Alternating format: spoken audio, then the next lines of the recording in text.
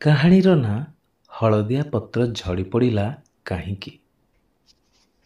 ପତ୍ର ହଳଦିଆ ହୋଇଗଲା ଏବଂ ଗଛରୁ ତଳେ ଝଡ଼ି ପଡ଼ିଗଲା।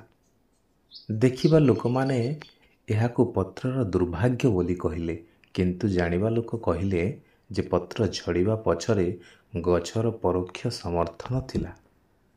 ବୃକ୍ଷର ରସବାହୀ ତନ୍ତୁ ସମର୍ଥ ଅବସ୍ଥାରେ ଥିଲେ ପତ୍ର ଗଛରେ ଲାଗିଥିବା ସ୍ଥାନ ଦୁର୍ବଳ ହୋଇନଥାନ୍ତା କିମ୍ବା ପତ୍ର ଅସମୟରେ ଏଭଳି ନିଜ ପରିବାର ପ୍ରତି ବିମୁଖ ହୋଇ ଧୂଳି ଧୂସରିତ ହୋଇନଥାନ୍ତା।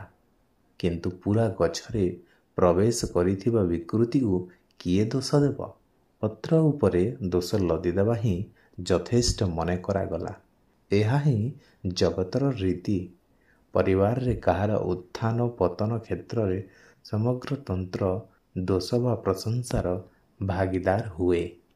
ବିଚାରକ୍ରାନ୍ତି ଦୂତ ୟୁଟ୍ୟୁବ୍ ଓଡ଼ିଆ ଚ୍ୟାନେଲକୁ ସବସ୍କ୍ରାଇବ୍ କରିବା ସହ ପରବର୍ତ୍ତୀ ଭିଡ଼ିଓ ପ୍ରାପ୍ତ କରିବା ପାଇଁ ବେଲ୍ ଆଇକନ୍ ଦବାନ୍ତୁ ଏବଂ ବିଚାରକ୍ରାନ୍ତି ଦୂତ ଓଡ଼ିଆ ଫେସବୁକ୍ ଓ ଇନଷ୍ଟାଗ୍ରାମ ସହ ଯୋଡ଼ି ହୁଅନ୍ତୁ। ଧନ୍ୟବାଦ।